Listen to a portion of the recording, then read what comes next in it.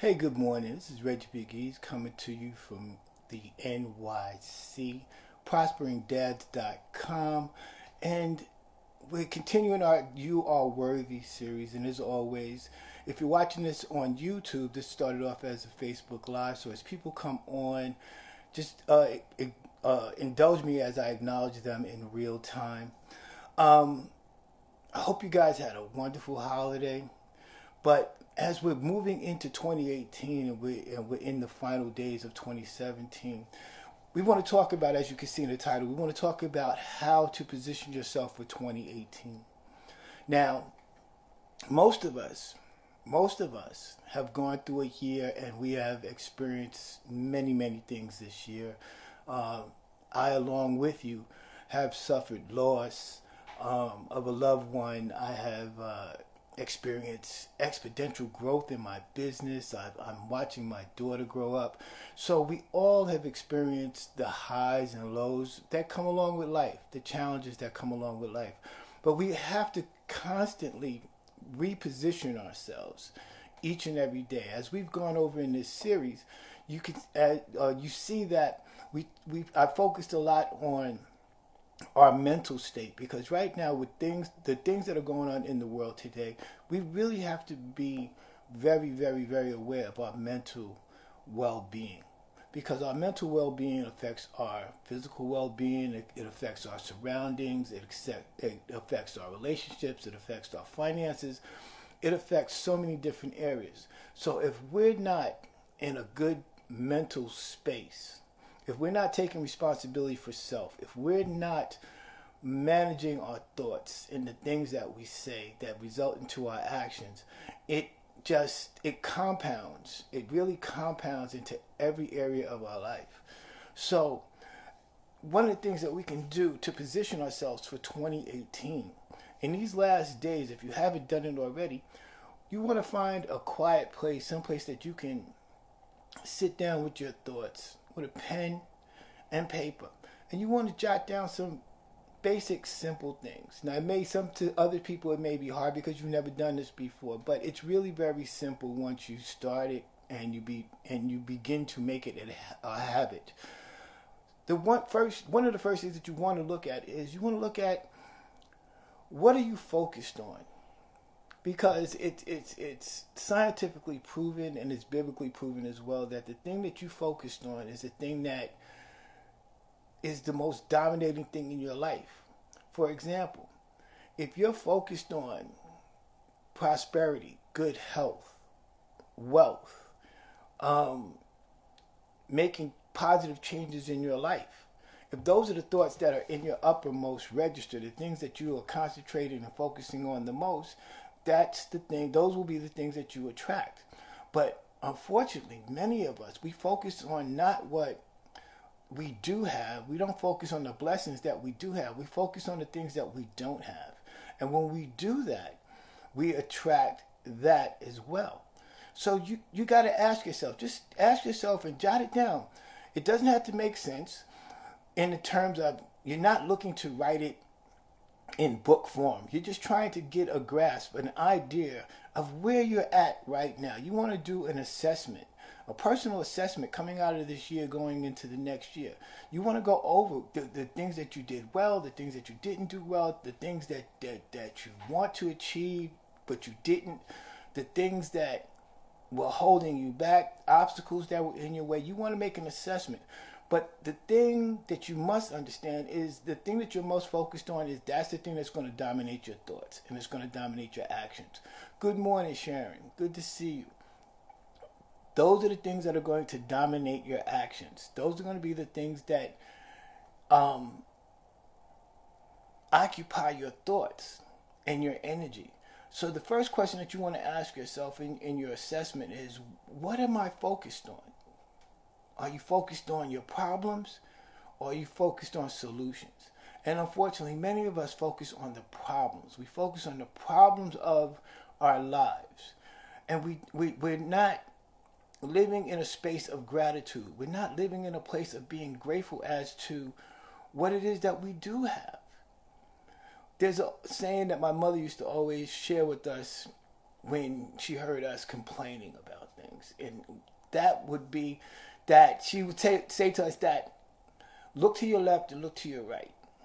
And I guarantee you that you can find somebody whose situation is worse than yours. So wake up in the morning with a spirit of gratitude. Be grateful. Be thankful that that you're still in the land of the living, that you're fortunate enough to have a roof over your head, that you was able to celebrate the holidays. I have a dear friend who, just a week ago, a couple of weeks ago, lost her father, and they went and together yesterday for the holiday, and that had to be an awkward experience because the person that they loved so dearly was no longer there. But when I shared with her what he had gone through at the end of his life, the pain, the agony, that's not life. That's not the way life should be experienced.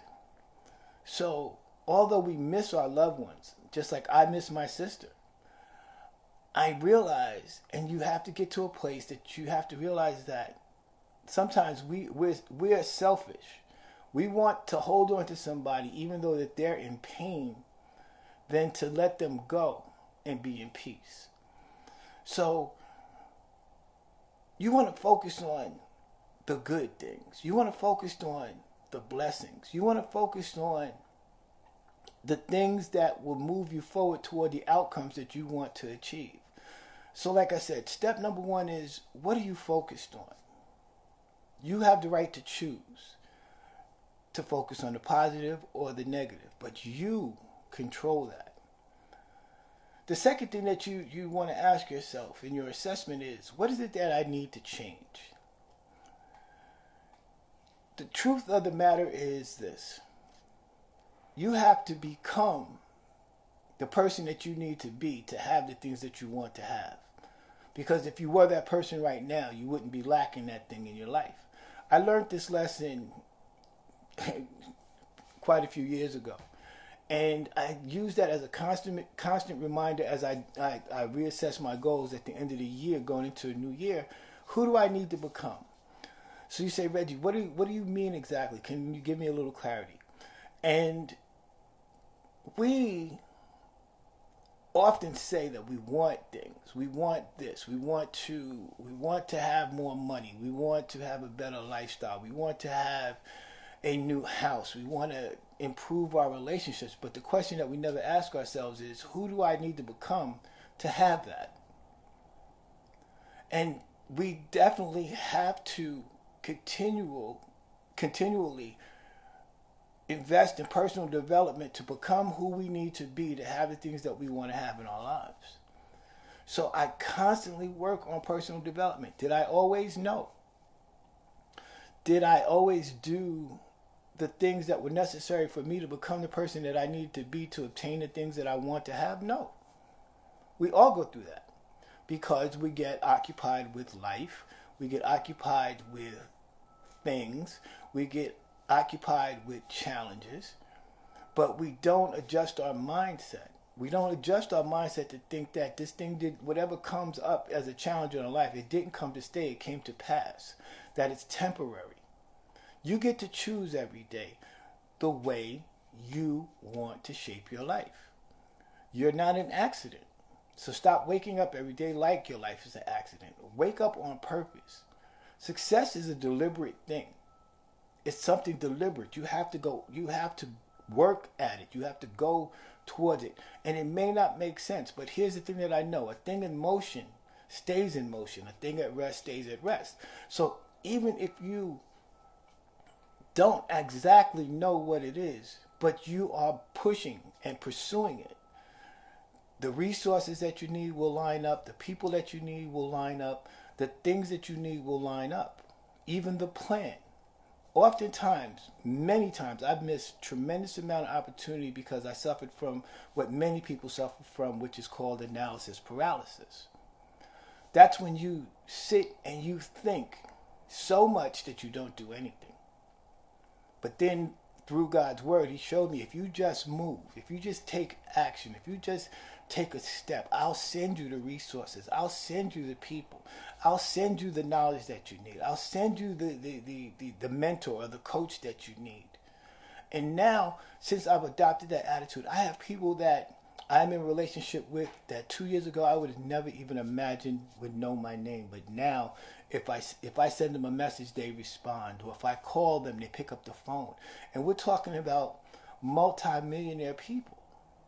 Because my desire is to become wealthy so I can serve more people.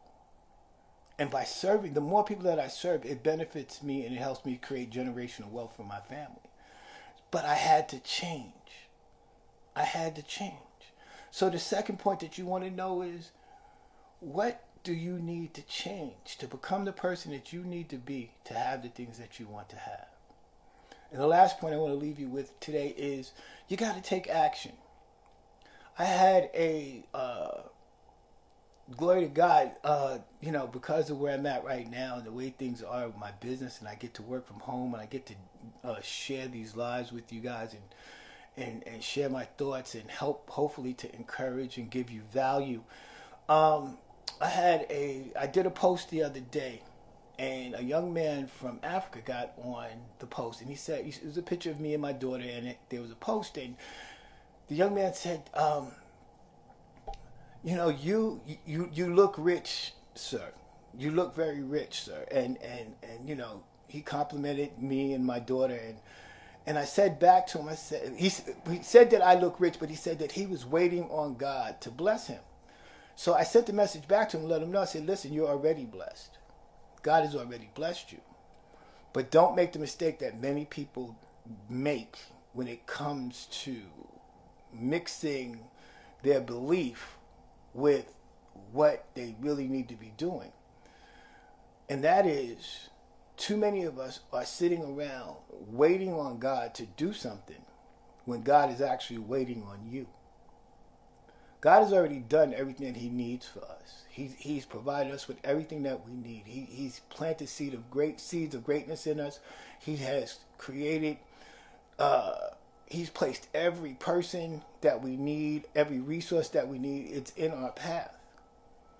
But if you don't take action, it will not come to pass. Too many of us think that God is an ATM machine, that you just put in a prayer request, which is like a debit card, and then you make a withdrawal. But the thing about God is this: he'll never make you do anything. He'll prompt you, he'll provide, but he will not make you do it. So it is in life. If you seriously want something in life, you have to go and get it. You have to go and get it. The difference between the quote-unquote haves and have-nots is this: the haves have a plan and the have-nots don't. The haves go after what they want and the have-nots don't. But that doesn't mean that it's not available to everyone. So you need to take action. You need to take action. Once you've figured out what it is that you're focused on, and you take the steps to change, to become the person that you need to be to have the things that you want to have, you want to take action. So I want you to always understand through this series that you are worthy. You're worthy to shape the life that you want to have. You're worthy to have the things in life that you desire. But it begins with you taking 100% responsibility for self and building a plan. You don't have to have the perfect plan, but if you just start, the plan will formulate. On that note, as always, you can jump over on YouTube to my YouTube channel, Hollis205, and you can like and share the videos there and subscribe to my YouTube channel there. Hit the notification button here so you know when I come on. Like and share this video today because someone needs this message. And always remember that you are worthy. You are worthy. And these are 3 points that I've given you today to help you to position yourself for 2018. Don't take these last 4 or 5 days off. Begin to develop, if you haven't already, to develop your momentum into 2018. Build up some momentum into 2018 so that way you don't have to start from a standstill position to develop the momentum. All right? On that note, may God continue to bless you, each and every one of you, and have a great day, and I will talk to you tomorrow.